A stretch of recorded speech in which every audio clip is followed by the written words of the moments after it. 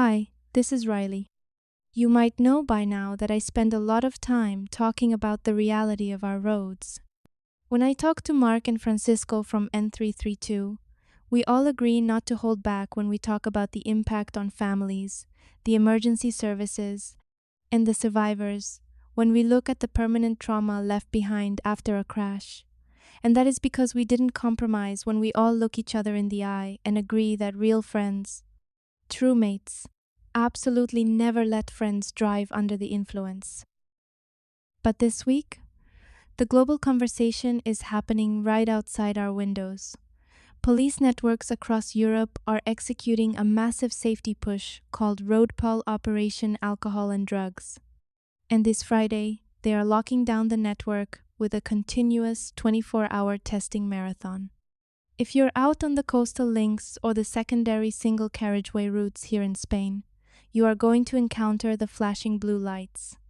You are going to see entire blocks of traffic funneled directly into mandatory breathalyzer and saliva screening lanes. Now, I know how the social script goes at 2 in the morning. I'm young, I get it. The pressure isn't always someone shouting at you to take a risk. It's that quiet, heavy weight in the air when everyone's tired, the night is clearing out, and someone looks at you and says, "Come on, it's a short drive." You look fine, and your brain starts doing this frantic, desperate calculation. You think because you feel hyper-awake after taking a stimulant, or because you drank a coffee, that you've somehow cheated the physical boundaries of coordination. But the thing is, biology is absolute. When you mix alcohol with psychoactive substances, your internal radar doesn't just glitch, it completely breaks. The European Transport Safety Council tracks this explicitly. Combining substances creates a chemical camouflage.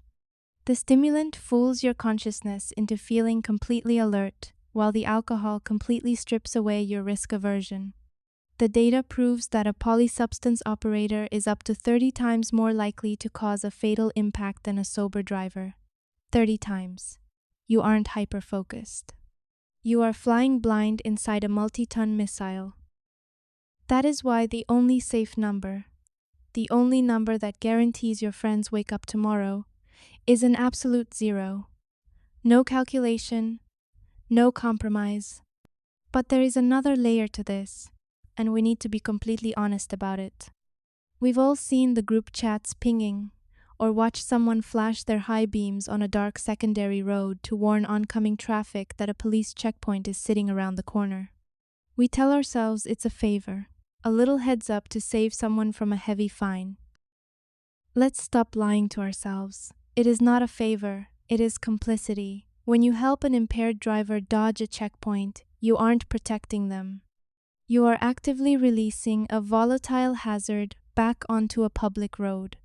That driver doesn't magically become safe because they took a detour. They keep driving. And 10 minutes later, when their compromised peripheral vision misses a hidden dip or a solid white line, they hit someone else, an innocent passenger, a family driving home in the dark. They cause the exact, irreversible devastation that we unraveled in our very first episode. Those checkpoints are the literal thin blue line between a bad choice and a closed casket.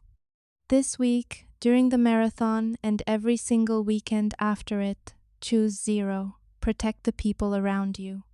Keep the checkpoint locations to yourself, let the safety grids do their job, and let's make sure every single one of us makes it home safe.